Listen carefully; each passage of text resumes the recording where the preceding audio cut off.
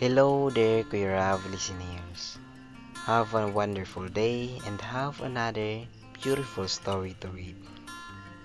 So, ito na nga. Mahaba pala ang confession ko, so please bear with me. Before I tell you guys everything, I just want to go back to the first time that I saw this guy sa simbahan ng Taal, Batangas. Call me Adi, and his name is JC.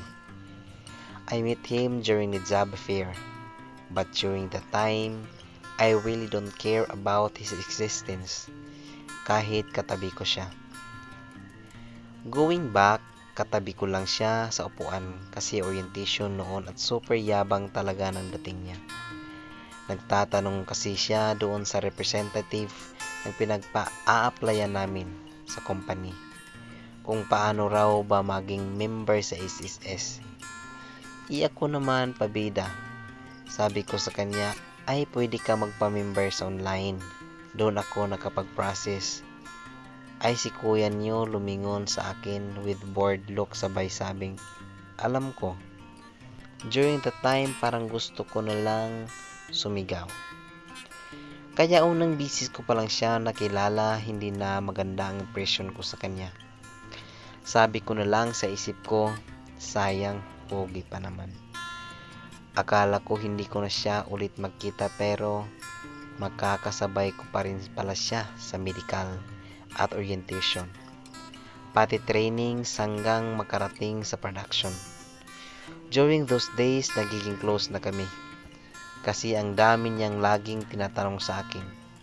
Super hilig niya akong tsikahin at kulitin at lagi na rin kami sabay kumain.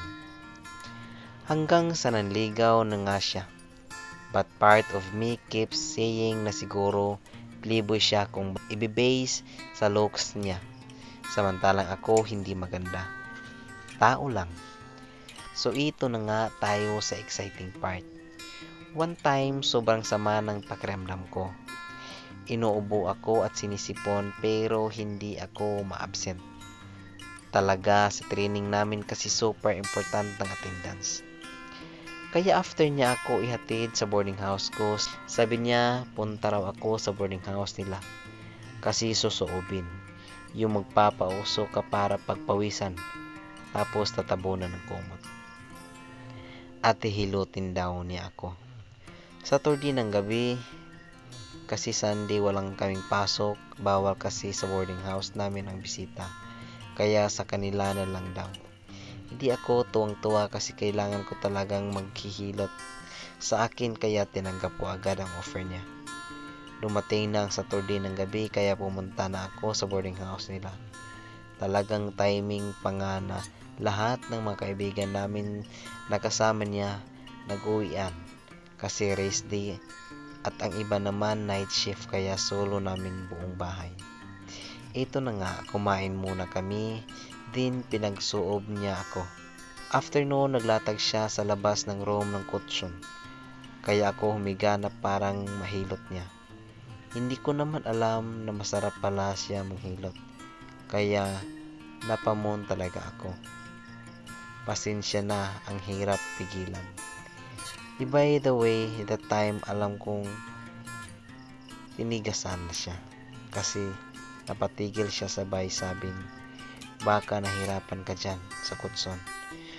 Doon kaya tayo sa loob ng room kasi mas komportable talaga doon. Nahiya ako tumanggi kaya sumama ako. Ayun, ibang hilot na pala gagawin niya pagpasok namin doon. Pagkatapos namin sabi niya, may nangyari na sa atin kaya dapat tayo na. Ayun, nasagot ko tuloy nang wala sa oras at anniversary na namin next month. Lesson learned, dapat pala kinlaro ko muna kung anong hilot gagawin. So, thank you so much for listening my story.